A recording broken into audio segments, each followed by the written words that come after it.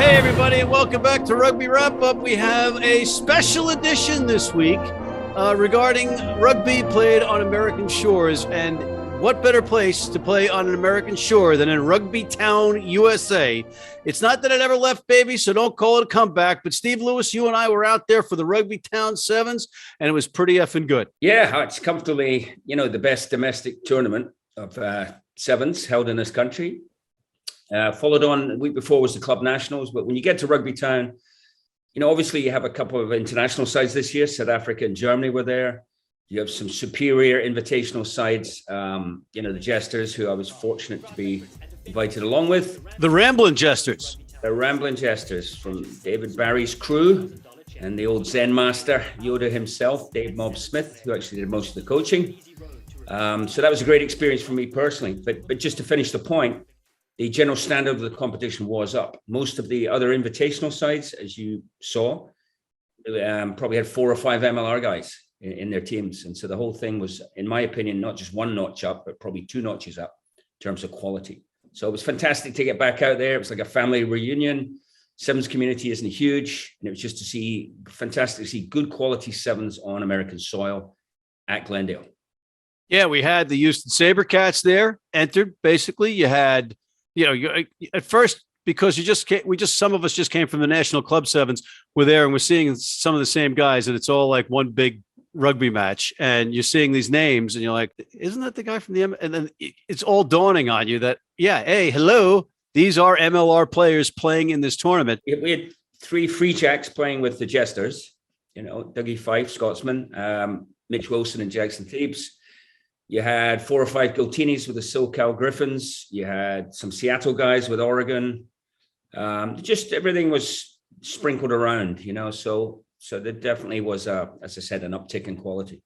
And before we go any further, the biggest news out of the tournament is that Scott Lavala, the USA Rugby legend and Army hero, is okay. He was playing 7s. He's a large man, had an injury, had to be carted off in a silent stadium, and surgery, and all is good. I got a couple. I've been playing voicemail tag and text tag with him, but he is good, and that is the best news out of that tournament. But getting back to the rugby, Stephen, your Jesters were able to come in third in midst of very stiff competition that you mentioned. Yeah, so we were drawn with Germany, who are actually a World Series team, so they're full-time professionals. So we had them in pool play, and we lost to them.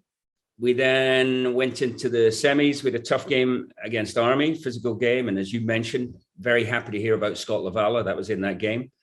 We then came up against South Africa in the semis, and we didn't get it right. They beat us fair and square. But fortunately, we were able to get our revenge on the Germans in the 3rd, 4th place. So the Jesters finished 3rd. 5-2 record, with the only 2 losses being to World Series teams, South Africa and Germany. So that's a good return for an invitational side who don't play together, who don't practice together. So aside from coaching 7s and being the Rugby 7s guru that you are here in America, you also are the general manager of Rugby New York, the MLR team out of New York City here. Where do you see the MLR going down the road with 7s? Yeah, I think it's a very interesting question. As you mentioned, a couple of teams involved, some other MLR owners there, myself, some other MLR, officials, executives. So I think it's a natural extension, right? It's an extension of your business. It's complementary. I see it as almost inevitable that MLR will have some form of 7s tournament or circuit.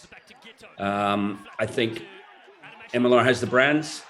Some of the MLR teams have existing stadia where they're looking for events. They have fan bases. And in addition, and most importantly, they have the major asset that any tournament wants, which is the players. So not speaking officially for any team or any league, but it makes absolutely perfect sense to me and many others within MLR.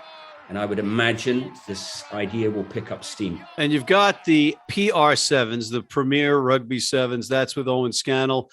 He's got Mike Tolkien, the former USA Rugby 15s coach, heading the operations there. Do you think there might be some synergy? Yeah, well, they're first movers, right? So credit to them. They're getting it done. So they're playing a one-off tournament in Memphis, October 9th, I believe. And so to me, any sevens is good. I'm all for it. I'm happy for players to get a little extra cash, quality sevens being played. So I don't know. I'm not involved in it. I know some of the coaches. I know quite a lot of the players who've been approached. But yeah, that's happening. So good luck to them. All right, just hold that thought 1 second. We got to take a quick break. If you're in New York City and want to watch some great rugby, have some great food, and some great times, go to the world's best rugby pub, the Pig and Whistle on West 36th Street.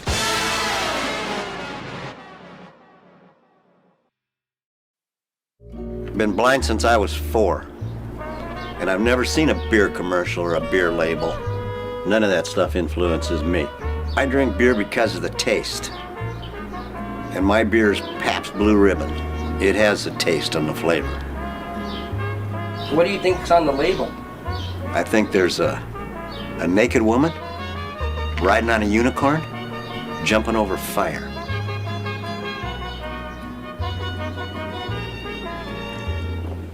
Oh, that's good beer.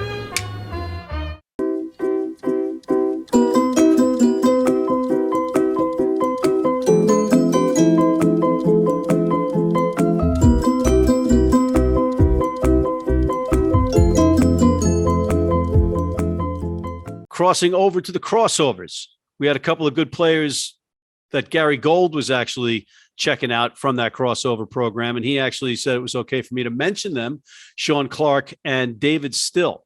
What did you see in the crossover program? Yeah, I think it's a terrific idea. You know, it's been a great pivot by Glendale in terms of what they're trying to do in terms of rugby. I think there's a place for it. I think I observed one of the practices. Obviously, I know the coaches pretty well and their organization pretty well. There were some interesting pieces of humanity out there on the field. So I think it's pretty exciting what they're gonna come up with in the next couple of years. I think it's an interesting model.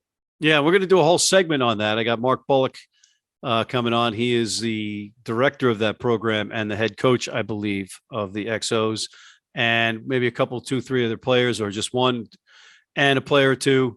So we'll that'll be an entirely different segment. But Rugby Town never went away. It's not a comeback, but it's sure good to see everybody going back after the COVID and seeing the whole gang out there, right?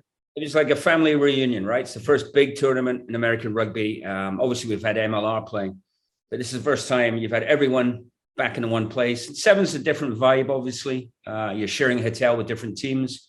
You're seeing, for me, seeing guys I've coached, previous teams popping up left, right, and center.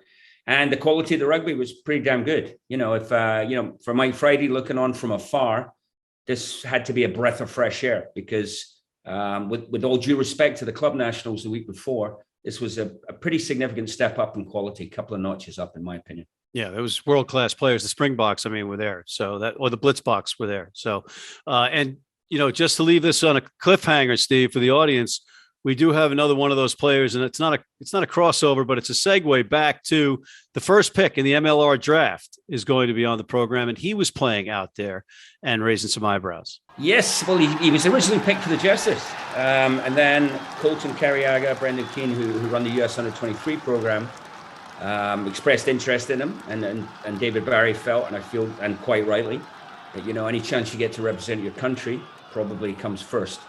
So David was more than happy to release him to the Under-23 team. And Eric's pretty well known. He actually played for Old Blue the week before. So I am personally very familiar with his talent, shall we say. And good luck to him on that first round draft choice that Dallas, took him up on. Eric Naposki, we're talking about. And we're eager to see him on the program and looking forward to that. But on that note, Stephen, any final thoughts? Go ahead. Actually, the timing was interesting because the MLR draft was in the middle of the week during Rugby Town. Yeah. Most of these kids were there, right? The sort of top prospects that most people knew were going to be in top 5. Albert, Naposki, Chase Shore-Haskin, who we took with our number 6 pick. So they were all there. There was definitely excitement. I think this MLR draft has got something. It's uniquely American. It's got a unique place in American sporting culture and psyche. So I think it's going to work. In some ways, it would have been interesting if it had been just after the tournament. So a lot of these players could showcase their talent, over the weekend. And then, one last time. Or maybe they do the draft live Sunday night from Glendale. What an idea that would be. They certainly have the production capability. And just a great venue. But the draft, it was good. It was exciting. And you could see the level of excitement both amongst the players and interest from coaches and fans and everyone. I think this MLR draft is going big. It's a natural thing in this country. People are knocking the first couple of them, but you got to start someplace. And they've gone very well, actually. And you've got some players that have made an impact in the league. All right, but Steve, we are out of time. So final thought, anything? I love sevens. All right. And that shirt makes your eyes pop. On behalf of Mr. Steve Lewis, I'm Matt McCarthy. Be sure to tune in for our crossover segment and our interview with the #1 pick in Major League Rugby. And in the meantime, check out our other segments, including The Rugby Odds, featuring WWE Hall of Famer John Bradshaw Layfield, the world's best sports bettor ever in the Philly Godfather, and Rugby's Gift, Gift A Bailu, our Major League Rugby show, martial law, the Zack Attack, and please sign up for our Rugby Wrap-Up Red Cross Blood Donor Team.